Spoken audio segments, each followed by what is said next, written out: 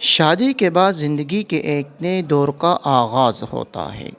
اسے پرسکون اور خوشحال بنانے میں میاں بیوی دونوں کا کردار اہم ہے۔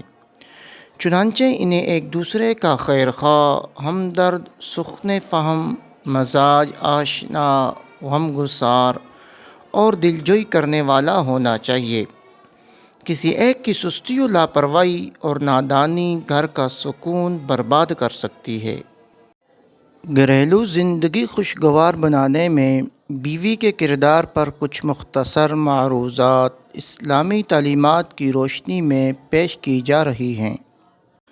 نمبر 1، شوہر حاکم ہوتا ہے اور بیوی محکوم۔ اس کے الٹ کا خیال بھی کبھی دل میں نہ لائیے۔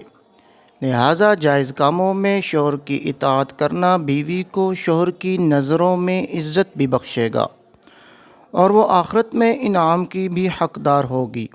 چنانچہ فرمان مصطفیٰ صلی اللہ تعالی علیہ وآلہ وسلم ہے، اور وہ جب پانچوں نمازیں پڑھے، رمضان کے روزے رکھے، اپنی شرمگاہ کی حفاظت کرے اور اپنے شوہر کی اطاعت کرے تو اس سے کہا جائے گا جنت کے جس دروازے سے چاہو داخل ہو جاؤ۔ نمبر 2، بیوی کو چاہیے کہ وہ شوہر کے حقوق ادا کرنے میں کوئی کمی نہ آنے دے۔ چنانچہ معلم انسانیت صلی اللہ علیہ وآلہ وسلم نے حکم فرمایا کہ جب شوہر اپنی بیوی کو حاجت کے لیے بلائے تو وہ فوراً اس کے پاس آ جائے، اگرچہ تنور پر ہی کیوں نہ ہو۔ نمبر 3، بیوی کے لیے یہ بھی ضروری ہے کہ شوہر کے احسانات کی ناشکری سے بچے کہ یہ بری عادت نہ صرف اس کی دنیاوی زندگی میں زہر گھول دے گی بلکہ آخرت بھی تباہ کرے گی۔ جیسا کہ ہمارے نبی علیہ السلام نے ارشاد فرمایا، میں نے جہنم میں اکثریت عورتوں کی دیکھی۔ وجہ پوچھی گئی تو فرمایا وہ شوہر کی ناشکری اور احسان فراموشی کرتی ہیں۔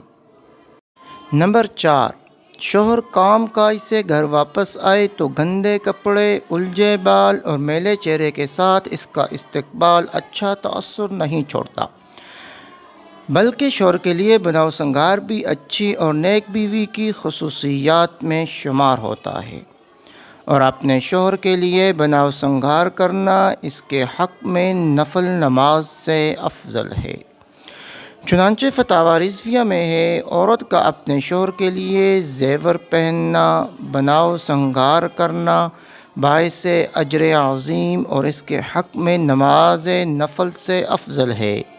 نمبر 5، بیوی کو چاہیے کہ شوہر کی حیثیت سے بڑھ کر فرمائش نہ کرے، اس کی خوشیوں میں شریک ہو، پریشانی میں اس کی ڈھارس بندھائے، اس کی طرف سے تکلیف پہنچنے کی صورت میں صبر کرے اور خاموش رہے، بات بات پر منہ نہ پھلائے، برتن نہ بچھاڑے، شوہر کا غصہ بچوں پر نہ اتارے کہ اس سے حالات مزید بگڑیں گے، اسے دوسروں سے حقیر ثابت کرنے کی کوشش نہ کرے، اس پر اپنے احسانات نہ جتائے، کھانے پینے، صفائی ستھرائی اور لباس وغیرہ میں اس کی پسند کو اہمیت دے، الغرض اسے راضی رکھنے کی کوشش کرے۔